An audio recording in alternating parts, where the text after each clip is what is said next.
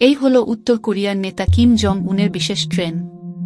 তিনি সাধারণত নিজের দেশ ছেড়ে সহজে বের হন না, কিন্তু যখনই বাইরে যান তিনি তার জন্য বিশেষভাবে প্রস্তুত একটি ট্রেনে ভ্রমণ করেন। এই ট্রেনটি আসলে এক চলন্ত দুর্গের মতো, যা তার নিরাপত্তার জন্য অত্যন্ত গুরুত্বপূর্ণ। কিম জংউনের সম্পূর্ণ নিরাপত্তা নিশ্চিত করতে যখনই তিনি বিদেশে সফরে যান তখন দুটি ট্রেন একসাথে যাত্রা করে। সামনের ট্রেনটি বিভিন্ন বিপদ খুঁজে বের করার দায়িত্ব পালন করে, যেমন ট্র্যাকে পেতে রাখা বিস্ফোরক কিংবা রাস্তার পাশে লুকানো হত্যাকারী। এই ট্রেনের কামরাগুলিতে সশস্ত্র সেনা সদস্যরা থাকে, যারা বিপদে দ্রুত কার্যক্রম শুরু করে। এছাড়াও একটি সশস্ত্র হেলিকপ্টার পুরো যাত্রাপথে ট্রেনটির সাথে থাকে এবং আকাশপথে নিরাপত্তা দেয়। ট্রেনের সব বাইরের অংশ এবং জানালার কাচ বিশেষ ধরনের বুলেট প্রুফ কাচ দিয়ে তৈরি করা হয়েছে। কিছু কামরার ছাদে ভারী অস্ত্রও সংযোজন করা হয়েছে, এমনকি রয়েছে অ্যান্টি-ট্যাঙ্ক মিসাইল এবং শক্তিশালী মেশিনগান। যদি এই অস্ত্রগুলো দিয়েও সুরক্ষা সম্ভব না হয়, তবে জরুরি দরকারে কিম জংউনকে উদ্ধার করার জন্য ট্রেনের ভেতরে একটি হেলিকপ্টার রাখা আছে।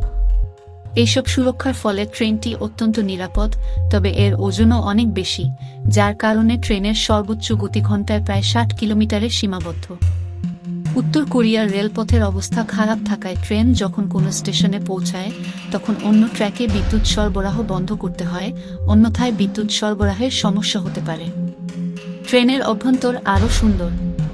কিম জংউনের অফিসে রয়েছে desk, laptop, television, fax machine, satellite phone এবং মানচিত্র। এর অভ্যন্তরীণ সাজগুলাও 5 তারা হোটেলের মতো। চকচকে মেঝে, লাল সোফা এবং সবুজ রঙের পর্দা ইত্যাদি তার মর্যাদা নির্দেশ করে। ট্রেনের রেস্তোরাঁটিও অত্যন্ত উন্নত, যেখানে বিভিন্ন দেশের খাবার পরিবেশন করা হয়, যেমন চীনা খাবার, কোরিয়ান খাবার, পাশ্চাত্য খাবার এবং জাপানি খাবার। এমনকি যদি কিম জংউন যাত্রাপথে বিরক্ত হন, তবে তাকে বিনোদনের জন্য কিছু প্রদর্শনের ব্যবস্থাও করা হয়। যখন ট্রেনটি গন্তব্যস্থলে পৌঁছায় তখন বুলেট প্রুফ গাড়ি তাকে নিতে আসে, যা তাকে হোটেলে পৌঁছে দেয়া। কিম জংউনের এই ট্রেনে ভ্রমণের পেছনে তার বাবা ও দাদার প্রভাব রয়েছে। পিয়ংইয়ংয়ের কুমসুসান প্যালেস অফ দ্য সানে কিম জমিল এবং কিম ইলসুংয়ের ব্যবহৃত ট্রেনের মডেল সংরক্ষিত আছে এবং তাদের ছবিও সেখানে টাঙানো রয়েছে।